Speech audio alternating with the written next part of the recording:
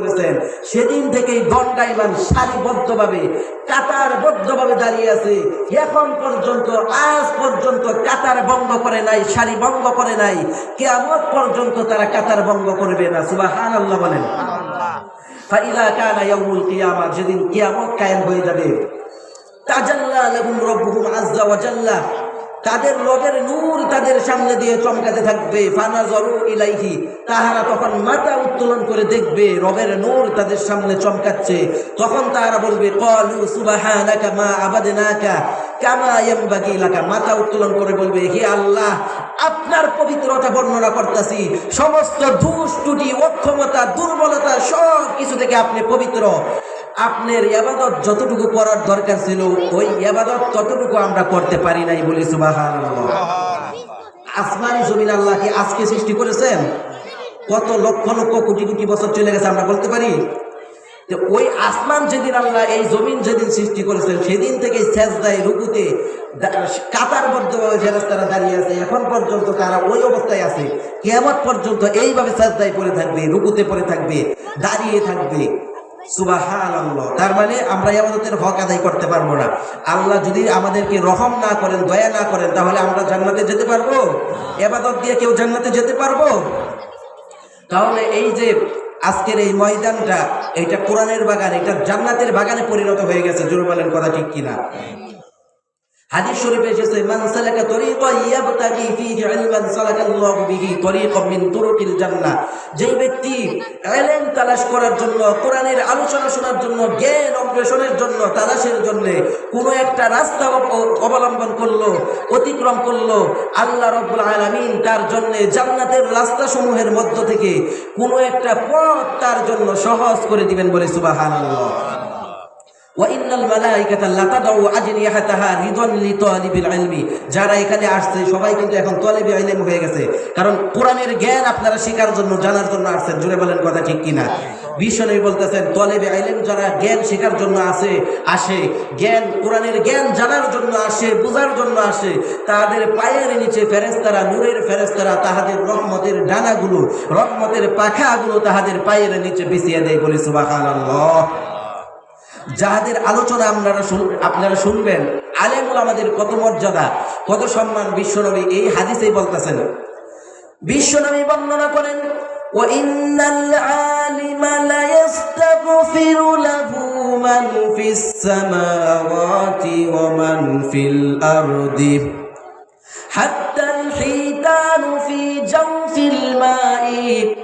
একজন আলেমের কত মর্যাদা, কত সম্মান। একজন আলেমের জন্য সমস্ত আসমানের ভিতরে, সমস্ত জমিনের ভিতরে যা কিছু আছে সব কিছু একজন আলেমের জন্য কল্যাণের ক্ষমার দোয়া করতে থাকে বলি সুবহানাল্লাহ। হাত্তাল হিতানু ফি জাওফিল মাই, সমুদ্রের পানির ভিতরে মাছগুলো পর্যন্ত একজন আলেমের জন্য কল্যাণের দোয়া, ক্ষমার দোয়া করতে থাকে বলে সুবহানাল্লাহ। এই হাদিসে বিশ্বনবী বলতেছেন আলেমের মর্যাদা কত শুনো। ওয়া ইন্না ফাদলাল আলিমি আলাল আবিদি কাফাদলিল কমারি লাইলাতাল বদরি আলা সাইরিল কাওয়াকিব। বিশ্বনবী বলেন একজন আবেদের উপর একজন আলেমের মর্যাদা কত বেশি তোমরা শুনো। আবেদ কাকে বলা হয়? হাদিসের পরিভাষায় আবেদ বলা হয় কিয়ামাল লাইলি ওয়া সিয়ামান নাহার। আলেম না কিন্তু ইবাদত বন্দেগী করতে করতে, আলেমদের সাথে থাকতে থাকতে, চলতে চলতে এমন ইবাদত, এমন এত বেশি ইবাদত গুজারি হয়ে গেছে, সারা রাত, প্রতিদিন সারা রাত নফল ইবাদত বন্দেগী করে কাটিয়ে দেয়, সারাদিন নফল রোজা রাখে, প্রত্যেক দিন এইভাবে তার অতিবাহিত হয়, তাহাকে বলা হয় আবেদ। মানে সারা রাত নফল ইবাদত বন্দেগী করে কাটায়, সারাদিন নফল রোজা রাখে, এইবার বছর কাটিয়ে দেয়, এই ব্যক্তিকে আবেদ বলা হয়। বিশ্বনবী বলতেছেন একজন আবেদের উপর একজন আলেমের মর্যাদা এত বেশি, যেরকম ভাবে সমস্ত আসমানের তারকারাজির উপর পূর্ণিমার চাঁদের মর্যাদা যত বেশি, একজন আবেদের উপর একজন আলেমের মর্যাদা তত বেশি বলি সুবহানাল্লাহ। এরপরে বিশ্বনবী আরো বললেন ওয়া ইন্নাল উলামা ওয়ারাসাতুল আমবিয়া, আর নিশ্চয় আলেমগণ হলো নবীদের ওয়ারিস উত্তরাধিকারী, বলে সুবহানাল্লাহ। ওয়া ইন্নাল আম্বিয়া লাম ইওয়ারিসু দিনারান ওয়ালা দিরহামান ওয়া ইন্নামা ওয়ারাসুল ইলমা। আর নবীগণ কোন টাকা পয়সা দিনার দিরহাম ওয়ারিস হিসাবে রেখে যান নাই, নবীগণ ইলমকে রেখে গেছেন ওয়ারিস হিসাবে। সুতরাং ফামান আখাযাহু আখাযা বিহাজ্জিন ওয়াফিরিন, যেই ব্যক্তি ইলম গ্রহণ করলো, ইলম শিখলো, ওই ব্যক্তি অটেল সম্পদের মালিক হয়ে গেল, বলি সুবহানাল্লাহ। তাহলে আলেমদের মর্যাদা আছে না নাই? আরেক হাদিসে বিশ্বনবী আরো বিস্তারিত বললেন। হাদিসের রাবী হলো আবু উমামা আল বাহিলি।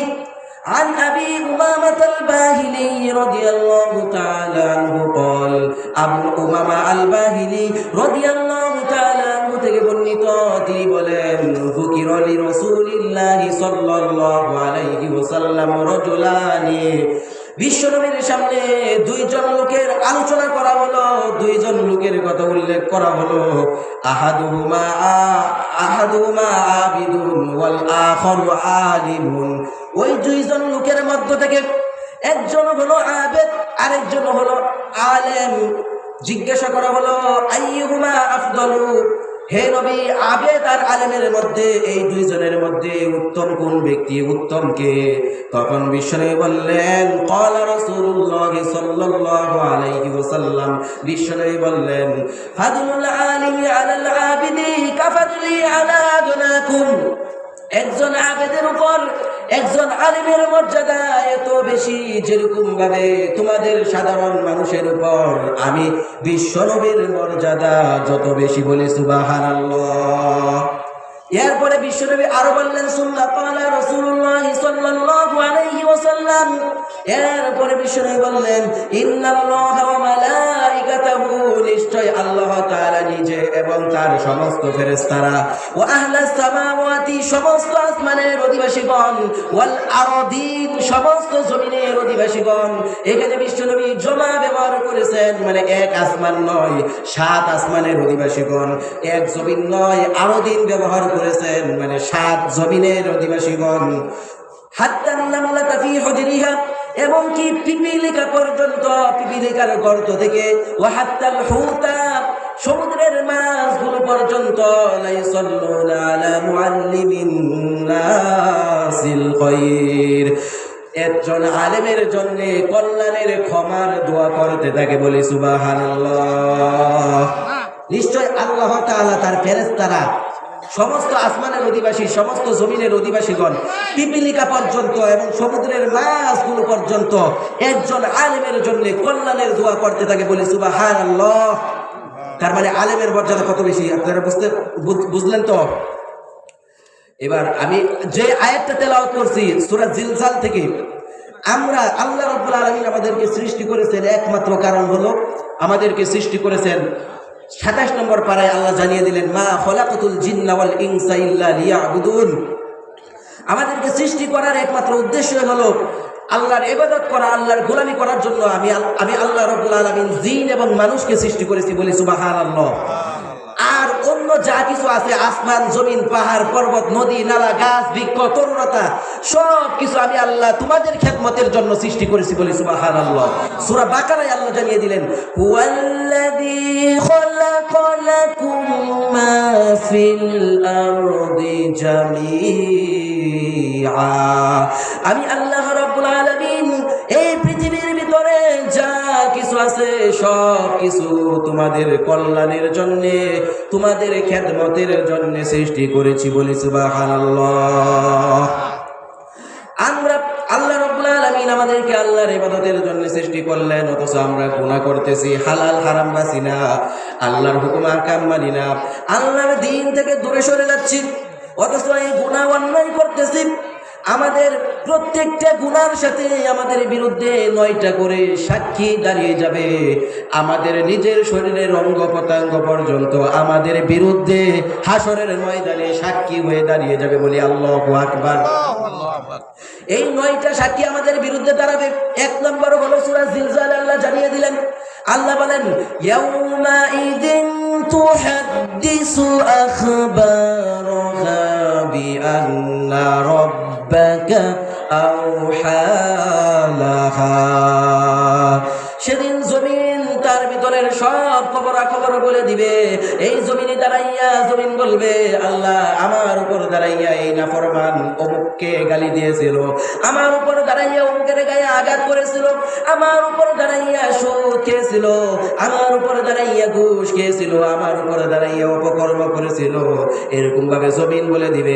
যেই জায়গায় দাঁড়াইয়া যেই অন্যায় মানুষ করেছে জমিন সেদিন সাক্ষী দিয়ে দিবে। জমিন বলবে, আল্লাহ এই কাজটাই নাফরমান আমার বুকে দাঁড়াইয়া আমার উপর দাঁড়াইয়া করেছে। জমিন সব বলে দিবে। কারণ হলো আল্লাহ রাব্বুল আলামিন জমিনকে নির্দেশ দিয়ে দিবেন বলে সুবহানাল্লাহ। বাঁচার কোনো উপায় থাকবে? 1 নম্বর সাক্ষী হবে জমিন। এরপরে 2 নম্বর সাক্ষী হবে আমাদের জিহ্বা, আমাদের কণ্ঠ, হাত পা, এগুলো আমাদের বিরুদ্ধে সাক্ষী দিবে।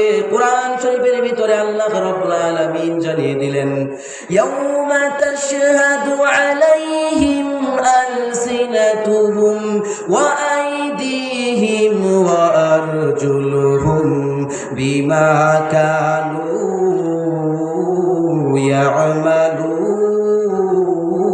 ইয়ামালুন। জোরে বলুন আল্লাহু আকবার। সেদিন তাদের বিরুদ্ধে তাদের জিহ্বা, তাদের কণ্ঠ সাক্ষী দিয়ে দিবে, তাদের হাত তাদের বিরুদ্ধে সাক্ষী দিবে, পাও সাক্ষী দিবে, কণ্ঠ বলবে, জিহ্বা বলবে, আল্লাহ আমার মাধ্যমে অমুকের সাথে খারাপ আচরণ করেছে, অমুককে গালি দিয়েছিল, আমার মাধ্যমে দুনিয়ার এমন কোনো অপকর্ম নাই করে নাই, মানুষের সাথে অন্যায় করেছে, জিহ্বা বলে দিবে। এরকম ভাবে হাত সাক্ষী দিবে, আল্লাহ আমার মাধ্যমে অমুককে আঘাত করেছিল, আমার মাধ্যমে ঘুষের টাকা লিখেছিল, ঘুষের টাকা গ্রহণ করেছিল, আমার মাধ্যমে সুদের টাকা গ্রহণ করেছিল, আমার মাধ্যমে চাঁদা আদায় করেছিল, আমার মাধ্যমে অসহায় মানুষের গায়ে আঘাত করেছিল। এরকম ভাবে পাও বলে দিবে, আল্লাহ হাতে সাহা বলতেছে সবই সঠিক, সবই সত্য, আমার মাধ্যমে হেঁটে হেঁটে গিয়ে এই অপকর্মগুলো করেছিল। আল্লাহু আকবার বলেন। বাঁচার কোনো উপায় থাকবে? হাত পা কণ্ঠ জমিন কয়টা হলো? 4টা। আমাদের বিরুদ্ধে সাক্ষী দিবে।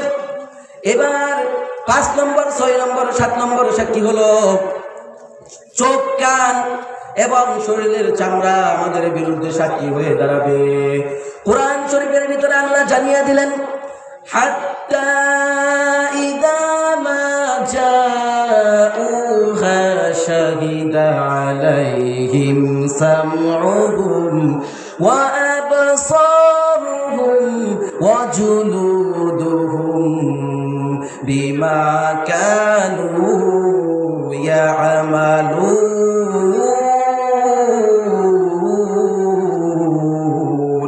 জোরে বলুন আল্লাহু আকবার। জাহান্নামীদের যখন জাহান্নামের কাছে উপস্থিত করা হবে, জাহান্নামের কাছে নিয়ে যাওয়া হবে, জাহান্নামের কাছে হাজির করা হবে, তখন তাদের কান, তাদের চোখ তাদের বিরুদ্ধে সাক্ষী দিবে এবং তাদের শরীরের চামড়া পর্যন্ত তাদের বিরুদ্ধে সাক্ষী দিয়ে দিবে। বলি আল্লাহু আকবার। কান বলবে, আল্লাহ আমার মাধ্যমে অশ্লীলতা শ্রবণ করেছিল, গান নাটক এগুলো আমার মাধ্যমে শ্রবণ করেছিল, কানে সাক্ষী দিয়ে দিবে, যত বেহায়াপনা কানের মাধ্যমে শ্রবণ করেছিল কানে বলে দিবে। এবং চোখ সাক্ষী দিবে, আল্লাহ আমার মাধ্যমে অশ্লীলতা দেখেছিল, বেহায়াপনা দেখেছিল, গান বাজনা এগুলো দেখেছিল, আমার মাধ্যমে অবলোকন করেছিল। এইভাবে চোখে সাক্ষী দিয়ে দিবে, চোখে বলে দিবে। এইভাবে শরীরের চামড়া পর্যন্ত আমাদের বিরুদ্ধে সাক্ষী দিয়ে দিবে। ওয়াজুলুদুহুম, চামড়াও সাক্ষী দিয়ে দিবে। আহারে হাসরবাসীরা, অপরাধীরা আশ্চর্য হয়ে যাবে।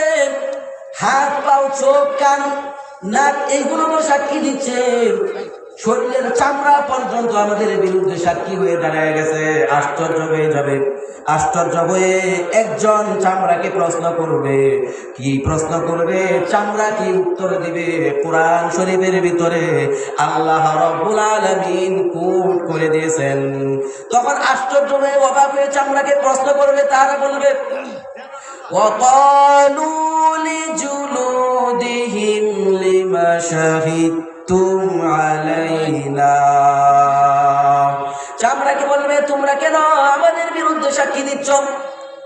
আহারে তোমাদেরকে বাঁচানোর জন্যই তো দুনিয়াতে অপকর্ম করেছি, অসহায় মানুষের উপর আঘাত করেছি, অসহায় মানুষের ঘর বাড়ি ভেঙে দিয়েছি, অসহায় মানুষের কাছ থেকে তার চাঁদা আদায় করেছি, সুদ গ্রহণ করেছি, ঘুষ খেয়েছি। সব তো তোমাদেরকে বাঁচানোর জন্যে, তোমাদের জন্যে। এই তোমরা হাত পাও নাক কান চোখ সব কিছু আমার বিরুদ্ধে সাক্ষী দিচ্ছ, এবং চামড়া পর্যন্ত কেন আমাদের বিরুদ্ধে সাক্ষী দিচ্ছ? নিজের শরীরের অঙ্গ প্রত্যঙ্গকে প্রশ্ন করবে, তখন চামড়ার জবান খুলে দিবেন কে? আপনারাই বলেন। আল্লাহ রাব্বুল আলামিন চামড়ার জবান খুলে দিবেন, চামড়া কথা বলা শুরু করবে। বলেন আল্লাহু আকবার। চামড়া কি বলবে? আল্লাহ জানিয়ে দিলেন। চামড়া বলবে, قالوا أنطقنا الله الذي أنطق كل شيء وهو خلقكم أول مرة وإليه ترجعون। জোরে বলুন আল্লাহু আকবার। চামড়াকে যখন প্রশ্ন করবে, কেন আমাদের বিরুদ্ধে? তুমি নিজেও কথা বলতেছো, আমার বিরুদ্ধে সাক্ষী দিচ্ছ, কারণটা কি? চামড়ার জবান আল্লাহ খুলে দিবেন। চামড়া তখন বলবে, ওই আল্লাহ রাব্বুল আলামিন আমাদেরকে কথা বলার শক্তি দিয়েছেন, বাক শক্তি দিয়েছেন, যিনি প্রত্যেকটা জিনিসকে কথা বলার শক্তি দিয়েছেন, যিনি প্রত্যেকটা জিনিসকে বাক শক্তি দান করেছেন, ওই আল্লাহ জবান খুলে দিয়ে তোমার বিরুদ্ধে আমাকে সাক্ষী হিসাবে দাঁড় করিয়ে দিয়েছে। আল্লাহু আকবার। তিনিই তোমাদেরকে প্রথম সৃষ্টি করেছিলেন, ওই আল্লাহর কাছেই তোমাদেরকে ফিরত যেতে হবে। এইভাবে বাঁচার কোনো পথ থাকবে না, কোনো উপায় থাকবে না। তর্ক বিতর্ক করে লাভ নাই। সেদিন আল্লাহ রাব্বুল আলামিন জবান বন্ধ করে দিবেন, মুখ দিয়ে তর্ক করার কোনো সুযোগ থাকবে না। একদল আল্লাহর বিরুদ্ধে তর্ক বিতর্ক করতে থাকবে। তখন আল্লাহ বলবেন, আল-ইয়াউমা নাখতিমু আলা আফওয়াহিহিম ওয়া তুকাল্লিমুনা আইদিহিম ওয়া তাশহাদু আরজুলুহুম বিমা কানু ইয়াকসিবুন। আল্লাহু আকবার। আজ আমি এদের জবান বন্ধ করে দিব, আমি এদের মুখ বন্ধ করে দিব, জবান বন্ধ করে দিব, কথা বলতে পারবে না। ওয়াতুকাল্লিমুনা আইদিহিম, এদের হাত আমার সাথে কথা বলবে, এদের পাও সাক্ষী দিবে তাদের কৃতকর্মের বিরুদ্ধে। আল্লাহু আকবার বলেন। বাঁচার কোনো পথ থাকবে না। তাহলে আমাদের বিরুদ্ধে 9টা সাক্ষী আমাদের সাথে, আমাদের নিজের সাথে জিনিস অঙ্গ প্রত্যঙ্গ 9টা সাক্ষী দাঁড়ায় যাবে। 1 নম্বর কি? জমিন, কণ্ঠ, তারপরে হাত পা, কয়টা হয়েছে? 4টা।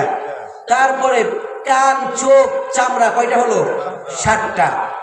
8 নম্বর সাক্ষী আমাদের বিরুদ্ধে কি হবে? আমাদের সাথে ফেরেশতা আছে না নাই? আমাদের সাথে ফেরেশতা আছে। আল্লাহ রাব্বুল আলামিন সূরা ইনফিতরে জানিয়ে দিলেন 8 নম্বর সাক্ষী হবে আমাদের সাথে ফেরেশতারা। আল্লাহ বলেন, ওয়া ইন্না আলাইকুম লাহাফিযিন কিরামান কাতিবিন। অবশ্যই অবশ্যই তোমাদের উপর সংরক্ষণকারী ফেরেশতাগণ নিযুক্ত রয়েছে। সম্মানিত 2 জন লেখক, তোমরা যা কিছু করো না কেন সব কিছুই ফেরেশতারা লিপিবদ্ধ করে রাখে। তোমরা করতে দেরি হয়, সেটা ভালো কাজ হোক খারাপ কাজ হোক, সব কিছু লিপিবদ্ধ করে ফেলে। বলি সুবহানাল্লাহ। কোরআন শরীফের অন্যত্র আল্লাহ জানিয়ে দিলেন, মা ইয়ালফিযু মিন কাউলিন ইল্লা লাদাইহি রাকীবুন আতীদ। জোরে বলুন আল্লাহু আকবার। মানুষ এমন কোন কথা বলে না যে কথাগুলো আল্লাহর ফেরেশতারা সংরক্ষণকারীগণ সঙ্গে সঙ্গে লিপিবদ্ধ করে না রাখে। বলি সুবহানাল্লাহ। সব কিছু লিপিবদ্ধ করা হয়ে যায়, লিখে রাখে। আমাদের বিরুদ্ধে 8 নম্বর সাক্ষী হবে ফেরেশতারা, আমাদের সাথে ফেরেশতারা। আমরা যেখানে যাই না কেন আমাদের সাথে ফেরেশতা থাকে না থাকে না? আপনারাই বলেন। এই জন্য সাথে ফেরেশতারা, আমাদের সাথে রহমতের ফেরেশতারা আছেন। আমাদেরকে বিপদ আপদ থেকে বাঁচানোর জন্য ফেরেশতা নিযুক্ত আছে।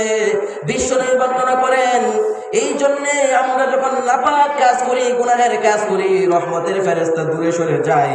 মিথ্যা কথা বললে ফেরেশতা 1 মাইল দূরত্বে চলে যায়। বিশ্বনবী বলেন, ইদা কাযিবাল আবদু কাযিবাতান ফাকাদ তুবাইদু আনহুল মালাকু মাইলান মিন্নাতান মা জাআ বিহি।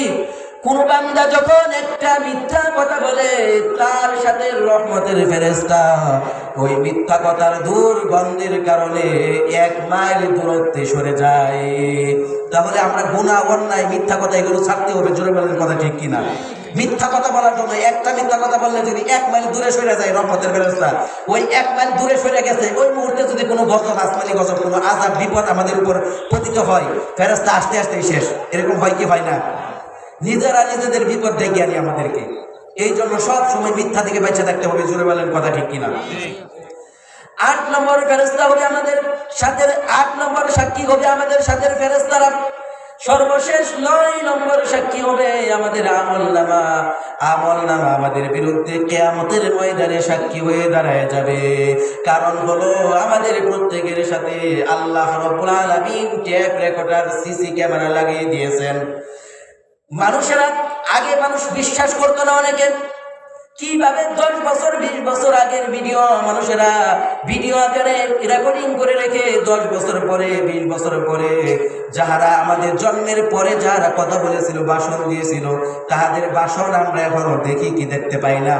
আপনারাই বলেন। এরকম ভাবে আল্লাহ রাব্বুল আলামিন সূরা বনী ইসরাঈলের ভিতরে জানিয়ে দিলেন, প্রত্যেকটা মানুষের সাথে স্থায়ী সিসি ক্যামেরা, টেপ রেকর্ডার আমি আল্লাহ লাগিয়ে দিয়েছি। আল্লাহ জানিয়ে দিলেন, ওয়া কুল্লা ইনসানিন আনজামনাহু তাইরাহু ফি উনুকিহি ওয়া নুখরিজু লাহু ইয়াউমাল কিয়ামাতি কিতাবান ইয়ালকাহু মানশুরা। প্রত্যেকটা মানুষের সাথে, প্রত্যেকটা মানুষের কণ্ঠের ভিতরে, গলার ভিতরে, কণ্ঠনালীর ভিতরে আমি আল্লাহ একটা টেপ রেকর্ডার, সিসি ক্যামেরা লাগিয়ে দিয়েছি। কিয়ামতের দিন তার সামনে বিশাল বড় একটা আমলনামা, একটা ভলিউম আমলনামা ওপেন করে দিব, যা সে খোলা অবস্থায় দেখতে পাবে। এই সিসি ক্যামেরাটা কণ্ঠের ভিতরে কেন আল্লাহ দিলেন? গলার ভিতরে কেন দিলেন?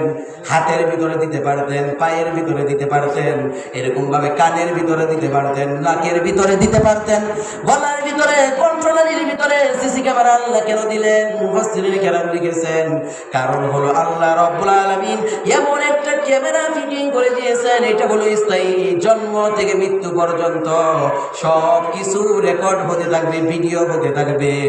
এখন যদি আল্লাহ রাব্বুল আলামিন এই ক্যামেরাটা হাতের ভিতরে দিতেন, অনেকে অ্যাক্সিডেন্ট করে হাত কাটা যায়। জোরে বলেন কথা ঠিক কিনা? হাত কাটা যাওয়ার পরে ক্যামেরা বিচ্ছিন্ন হয়ে যেত। পায়ের মধ্যে যদি এই সিসি ক্যামেরাটা আল্লাহ দিতেন, অ্যাক্সিডেন্টের মাধ্যমে 2 পা কাটা যায়, মানুষ বেঁচে থাকে। জোরে বলেন কথা ঠিক কিনা? অনেকের পা নাই। যদি আল্লাহ রাব্বুল আলামিন ওই স্থায়ী ক্যামেরাটা পায়ের মধ্যে দিতেন, তাহলে অ্যাক্সিডেন্টে পা কাটা যাওয়ার পরে আর কিছু রেকর্ডিং হতো না, তারপরে আর কোনো কিছু ভিডিও হতো না, রেকর্ড হতো না।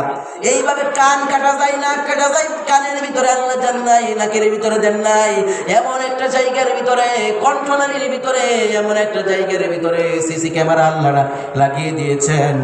এমন কোনো অ্যাক্সিডেন্ট, দুর্ঘটনা অথবা এমন কোনো রোগ বালাই যদি হয় যার কারণে কণ্ঠনালী, গলা কেটে ফেলে দিতে হবে, তাহলে সিসি ক্যামেরার সাথে সাথে তারও মৃত্যু ঘটে যাবে। জোরে বলেন কথা ঠিক কিনা? তার মানে আল্লাহ রাব্বুল আলামিন আমাদের সাথে স্থায়ী ক্যামেরা রেকর্ডিং করে দিয়ে ফিটিং করে দিয়েছেন, স্থায়ী ক্যামেরা আমাদের সাথে লাগিয়ে দিয়েছেন। সব কিছু রেকর্ড হচ্ছে।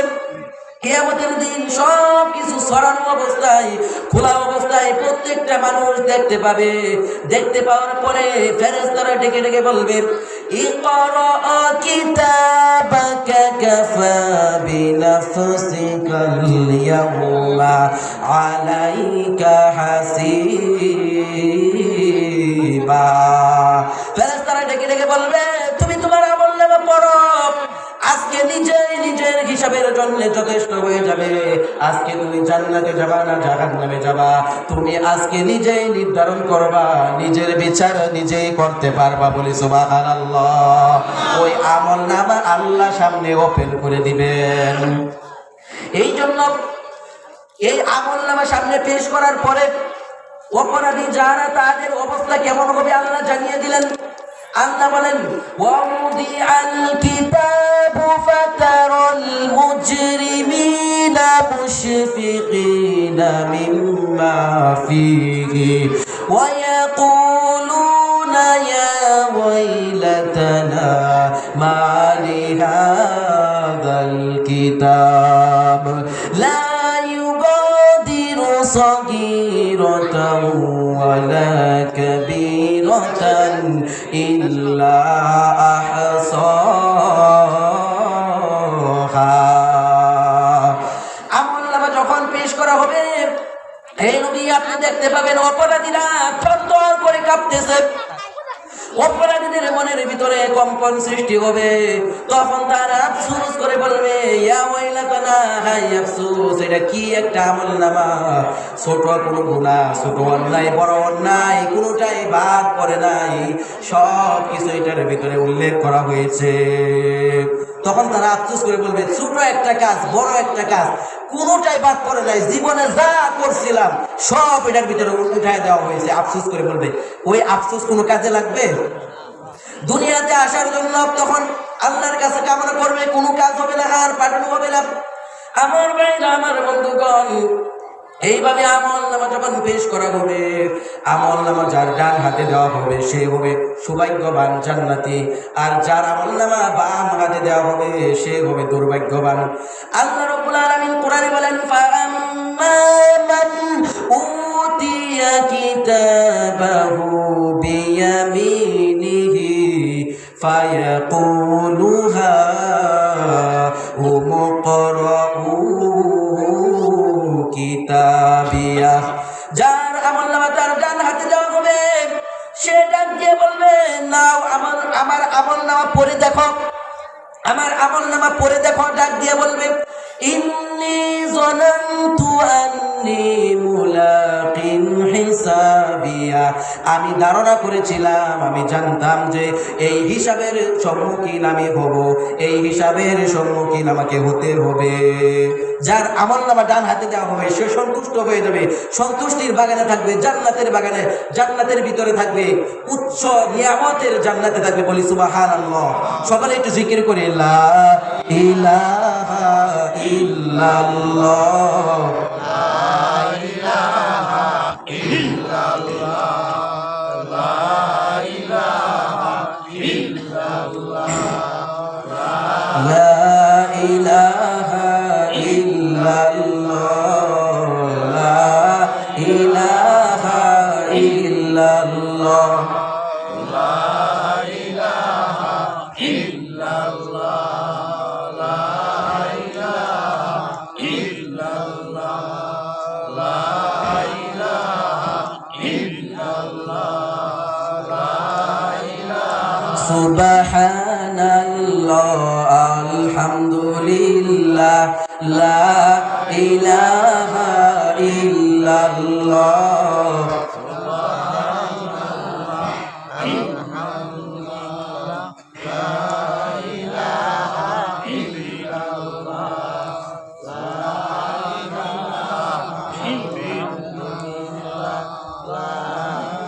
লা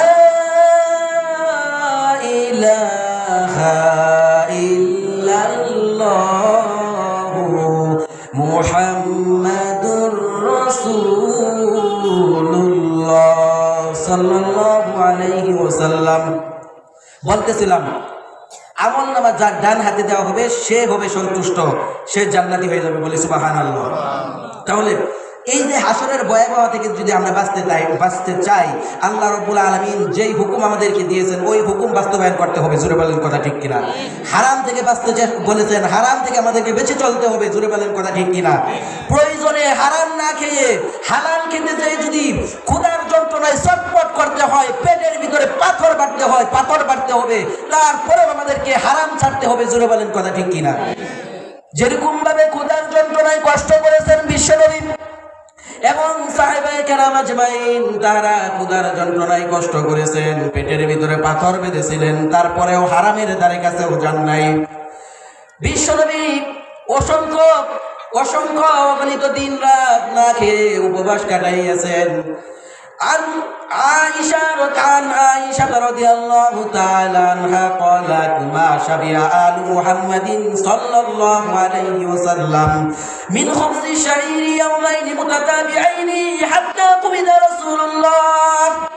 আয়েশা রাদিয়াল্লাহু তাআলা আনহা বর্ণনা করেন, বিশ্বনবী দুনিয়া থেকে বিদায় হওয়ার আগ পর্যন্ত বিশ্বনবীর পরিবার একাধারে পেট ভরে 2 দিন জবের রুটিও খেতে পারেন নাই। বলি সুবহানাল্লাহ।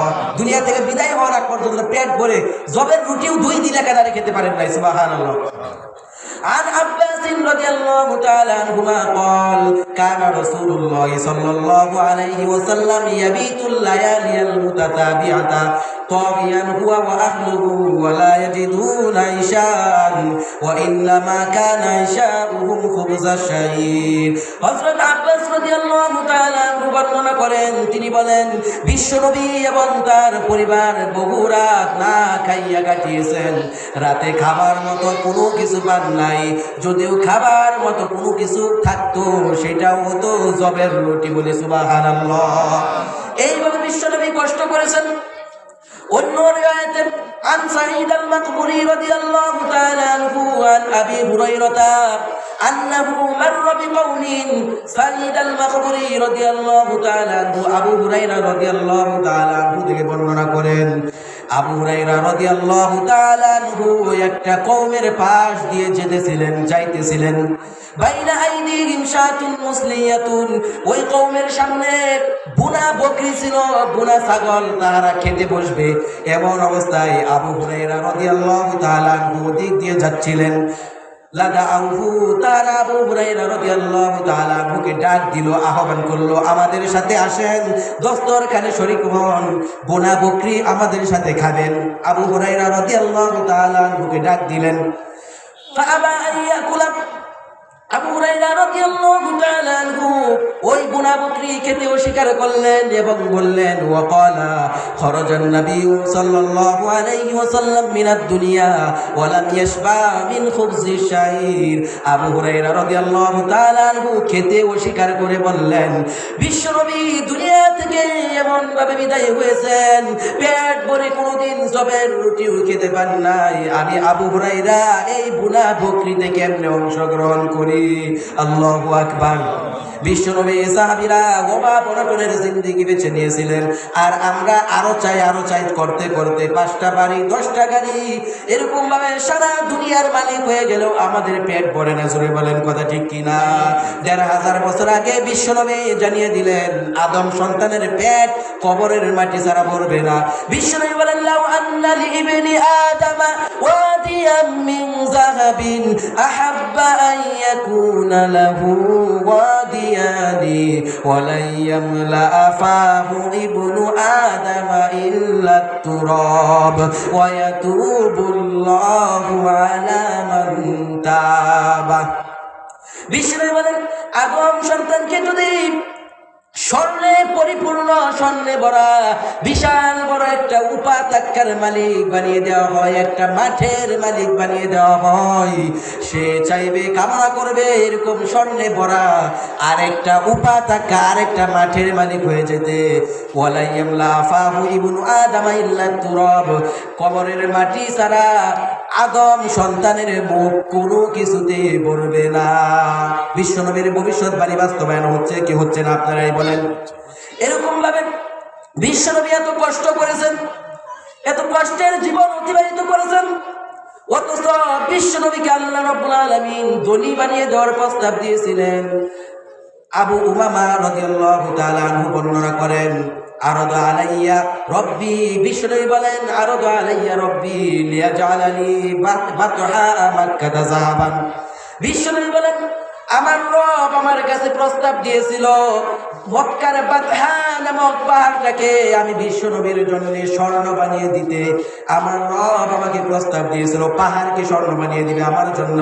আমি বলেছিলাম ফাকুলতু লা ইয়া রব্বি, হে আমার রব আমি চাই না স্বর্ণের পাহাড়, ওয়ালাকিন আশবাউ ইয়াওমান ওয়া আজু ইয়াওমান, আমি একদিন পেট ভরে খাবো আরেকদিন উপবাস থাকবো, ক্ষুধার্ত থাকিব।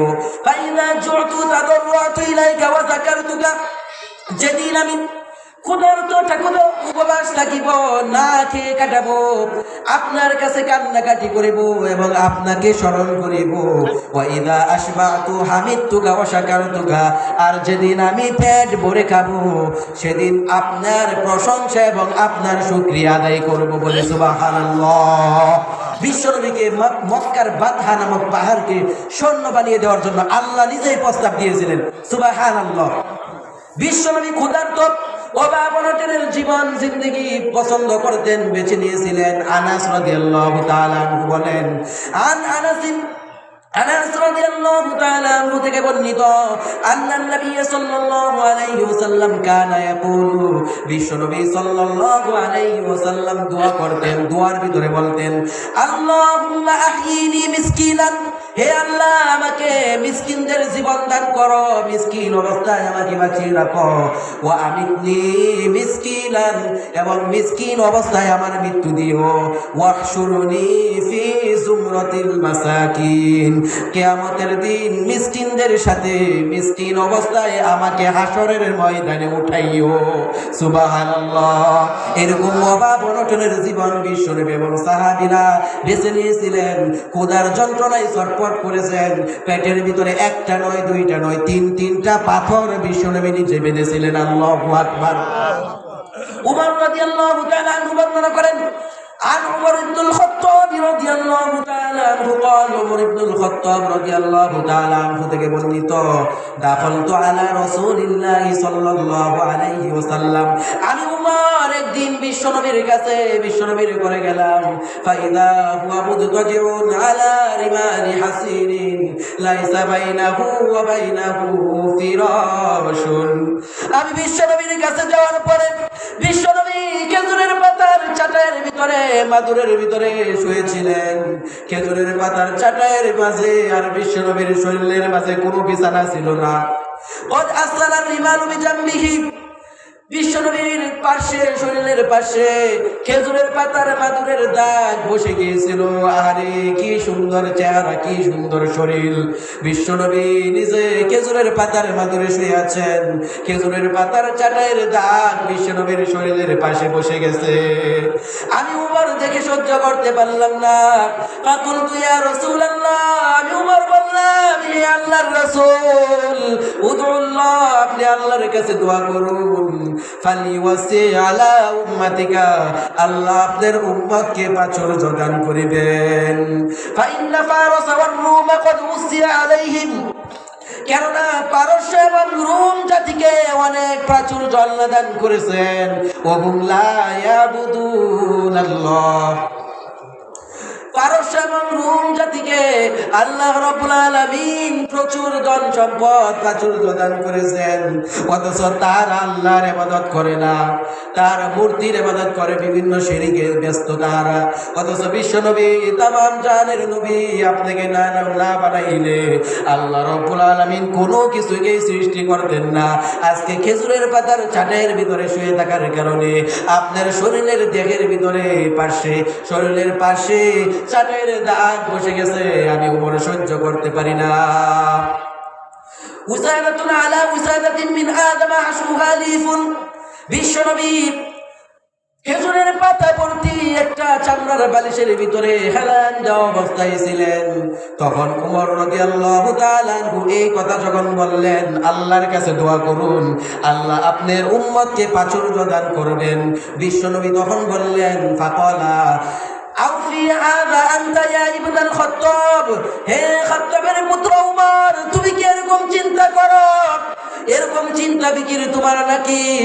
উলাইকা কওমুন উজ্জিলাত লাহুম তাইয়্যিবাতিহিম ফিল হায়াতিদ দুনিয়া, তাহারা এমন এক কওম দুনিয়ার জিন্দেগিতে যাবতীয় সুখ দুনিয়ার জিন্দেগিতে তাদেরকে আল্লাহ দান করেছেন, আখিরাতে তাদের কোনো অংশ থাকবে না। ওয়াফি রিওয়ায়া, অন্য রিওয়ায়াতে আছে বিশ্বনবী বলছেন আমাদের তো আনতাকুনা লাহুমুদ দুনিয়া ওয়া লানাল আখিরাহ। অন্য রিওয়ায়াতে আছে বিশ্বনবী ওমর রাদিয়াল্লাহু তাআলা মুকে বললেন, ওমর তুমি কি সন্তুষ্ট নও, তুমি কি চাও না, তুমি কি খুশি নাও যে তাদের জন্য দুনিয়া আর আমাদের জন্য আখিরাত, আমরা দুনিয়াতে কষ্ট করব আর আল্লাহ রাব্বুল আলামিন আমাদের জন্য আখিরাত কি সাজিয়ে রেখে দিয়েছেন, বলে সুবহানাল্লাহ। তার মানে প্রয়োজনে আমরা হারাম ছাড়তে গিয়ে না খেয়ে থাকতে রাজি আছি, তারপরেও হারামের ধারে কাছেও আমরা যাব না, জোরে বলেন কথা ঠিক কিনা? যেরকম ভাবে বিশ্বনবী সাহাবীরা কষ্ট করেছেন। আমি বলতেছিলাম আমলনামা যদি ডান হাতে দেওয়া হয় তাহলে সে সফল হবে, সাকসেসফুল হবে, সে জান্নাতি হয়ে যাবে। আর যদি বাম হাতে আমলনামা কাউকে দেওয়া হয় তাহলে কি অবস্থা হবে? বিশ্বনবী আল্লাহ রাব্বুল আলামিন কোরআনের ভিতরে জানিয়ে দিলেন, ওয়া আম্মা মান উতিয়া কিতাবাহু বিশিমালিহি ফায়াকুলু ইয়া লাইতানি লাম উতা কিতাবিয়া। যার আমলনামা তার বাম হাতে দেওয়া হবে, আমলনামাটা বাম হাতে দেওয়া হবে, তখন সে আফসোস করে বলবে, চিৎকার করে বলবে, হায় আফসোস, আজকে যদি আমাকে আমলনামা না দেওয়া হতো, ওয়ালাম আদরি মা হিসাবিয়া, আমি যদি আমার হিসাব না জানতাম কতই ভালো হতো। ইয়া লাইতাহা কানাতিল কাদিয়া, আফসোস করে বলবে, হায় আফসোস, মৃত্যুর যদি সব কিছু শেষ হয়ে যেত, মৃত্যুর পরে যদি আর কোনো কিছু না থাকতো, মৃত্যুই যদি সব ধ্বংস করে দিত, মৃত্যুই যদি সব শেষ হয়ে যেত, তাহলে কতই না ভালো হতো।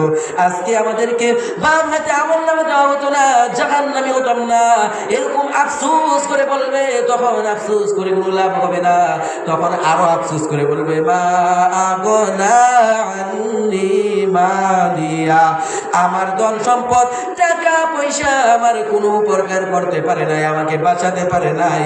হালাকা আন্নি সুলতানিয়া, আমার রাজত্ব, আমার বাদশাহী ধ্বংস হয়ে গেছে, আমাকে ধ্বংস করে দিয়ে গেছে। এই পৃথিবী পরিপূর্ণ টাকা পয়সা, রাজত্ব, বাদশাহী সব কিছু শেষ হয়ে গেছে, সব কিছু ধ্বংস করে দিয়েছে। তখনই আফসোস করে যখন এইগুলো বলতে থাকবে নাফরমান বান্দা, তখন ডাক দিয়ে আল্লাহ রাব্বুল আলামিন ফেরেশতাদেরকে নির্দেশ দিবেন। আল্লাহ বলবেন, খুযুহু ফাগুল্লুহু সুম্মাল জাহিমা সাল্লু। আল্লাহ রাব্বুল আলামিন ফেরেশতাদেরকে নির্দেশ করবেন, একে ধর, একে পাকড়াও কর, একে জাহান্নামের ভিতরে নিক্ষেপ কর। সুম্মা ফি সিলসিলাতি যারুহা, এরপরে এমন একটা শিকল দিয়ে বেঁধে ফেল, এমন একটা শিকল পরিয়ে দে, সাবউনা জিরাআন ফাসলুকু, যেই শিকলটা 70 গজ লম্বা, 70 গজ লম্বা শিকল দিয়ে একে পেঁচাইয়া টেনে ঘিসড়ে বেঁধে নিয়ে জাহান্নামের আগুনের ভিতরে, জাহান্নামের ভিতরে নিক্ষেপ করে দে, বলি নাউযুবিল্লাহ। তার মানে আমলনামা যদি বাম হাতে দেওয়া হয়, বাঁচার কোনো উপায় থাকবে, বাঁচার কোনো পথ আমাদের থাকবে না। তার মানে আমরা যদি বাঁচতে যাই তাহলে আমাদেরকে নিজেদেরকেও সৎ পথে চলতে হবে, হারাম পরিত্যাগ করতে হবে, হালাল পথে চলতে হবে, অন্যদেরকেও সৎ পথে চলার জন্য আমাদেরকে উৎসাহ দিতে হবে, আমাদেরকে প্রয়োজনে অসৎ কাজ থেকে বাধা দিতে হবে। আমি যে হাদিসটা আপনাদের সামনে তেলাওয়াত করেছিলাম, বিশ্বনবী বলেন, মান রাআ মিনকুম মুনকারান ফালইয়ুগাইয়িরহু বিয়াদিহি, তোমাদের কেউ যখন কোন অন্যায় কাজ সংগঠিত হতে দেখে, সে যেন দেখা মাত্রই সেটা নিজ হাত দ্বারা প্রতিহত করে। অন্যায়কে নিজ হাত দ্বারা প্রতিহত করতে কে বলছেন? বিশ্বনবী বলে দিয়েছেন, ফাইন لم يستطع فبلسانه যদি নিজের হাত দ্বারা অন্যায় প্রতিহত করতে সামর্থ্যবান না থাকে, ক্ষমতা না রাখে, তাহলে মুখ দিয়ে কথা বলে, মুখ দিয়ে বুঝে সুঝে যেন সেই অন্যায় কাজটাকে বাধা দেয়, প্রতিহত করে। মুখ দিয়েও যদি প্রতিহত করতে সামর্থ্যবান না থাকে, ফাইল্লাম ইয়াস্তাতি' ফাবিকলবিহি ওয়া যালিকা আদআফুল ঈমান।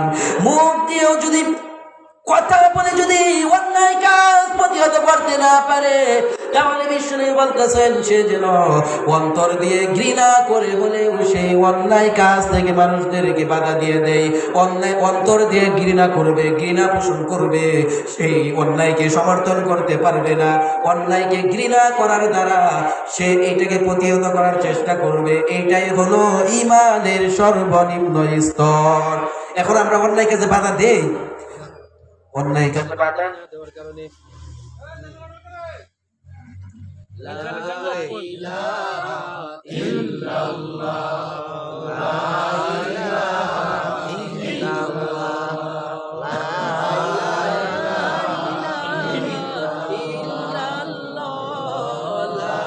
ইল্লাল্লাহ, লা ইলাহা ইল্লাল্লাহ।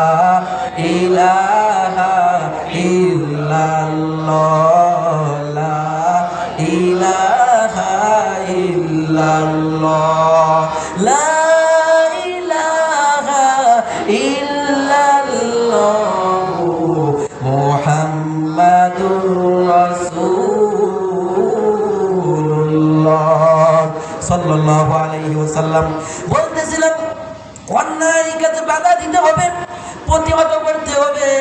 গান বাজনা অশ্লীলতা এগুলো যেখানে হবে প্রতিহত করতে হবে, বাধা দিতে হবে। বিশ্বনবীর বর্ণনা, বিশ্বনবী একটা লম্বা হাদিসে বর্ণনা করেন, মাসালুল মুদহিরি ফি হুদুদিল্লাহি ওয়াল ওয়াকি'i ফিহা কামাসালি কওমিন ইসতামু সাফিনাতান। অন্যায় কাজে যারা বাধা দেয় আর অন্যায় কাজ দেখেও যারা বাধা দেয় না, তাহাদের দৃষ্টান্ত হলো এমন একটা কওমের মতো যাহারা লটারির মাধ্যমে সমুদ্রের একটা জাহাজে আরোহণ করেছে। ইস্তাহামু সাফিনাতান, লটারির মাধ্যমে ভাগ্য নির্ধারণ করে একটা জাহাজে আরোহণ করেছে। ফাসারা বাদুহুম ফি আলাহা ওয়া সারা বাদুহুম ফি আসফালিহা। দুইটা দল লটারি করলো, লটারির মাধ্যমে কে কোন তলায় যাবে। একদল মানুষ উপর তলায় জায়গা পেল, আরেক দল মানুষ জাহাজের নিচ তলায় জায়গা পেল। فكان الذي في أسفلها يمن بالماء على الذين في أعلاها। নিচ তলার যেই লোকগুলো ছিল তাদের পানির যখন খাবারের পানির প্রয়োজন হতো, পানির জন্য উপর তলার লোকদের পাশ দিয়ে যাতায়াত করতো। ফাতা আজাউ বিহি, এই যাতায়াতের কারণে উপর তলার লোকেরা কষ্ট বোধ করলো, তাহারা রাগারাগি করতে শুরু করলো, কষ্ট হচ্ছে তাদের। এইবার নিচতলার এক লোক, নিচতলার একজন লোক ফাআতাহু ফাআখাযা বা'সান ফাজালা ইয়ানকুরু আসফালা সাফিনাতি। রেগে গিয়ে নিচতলার একজন মানুষ কুড়াল হাতে নিল, কুড়াল হাতে নিয়ে বলতেছে, পানির জন্য আমি তোমাদের এখানে উপর তলায় গেলে তোমাদের কষ্ট হয়, তোমাদেরকে আর কষ্ট দেওয়ার জন্য উপর তলায় যাব না, নিচতলা ফুটা করে দিব, সমুদ্র থেকে যত পানি প্রয়োজন আমরা গ্রহণ করতে পারবো। এইভাবে কুরআন দিয়ে ফাজালায়ান কুরু আসফালা সাফিনাতি, জাহাজের নিচতলার ভিতরে কুড়াল দিয়ে ফুটা করতে শুরু করে দিল নিচতলার এক লোক। এই ঠক ঠক আওয়াজ শুনে উপর তলার লোকেরা দৌড়ে আসলো, আসলো, আসার পরে বলতেছে ফাকালু মালাকা, তারা বলতে লাগলো কি হলো তোমার, তুমি কি কাজ করতেছো, এই কাজ তুমি কেন করতেছো, এটা ফুটা করতেছো, নিজেও করবা আমাদের কেউ মারবা। নিজ তলার লোক তখন বলল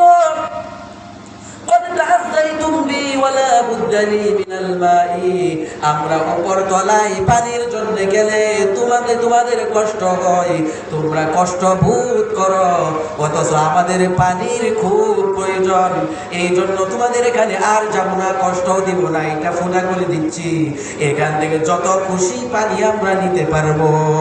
বিশ্বনবী এবার বলতেছেন فإن أخذوا على يديه أنجموه ونجوا أنفسهم।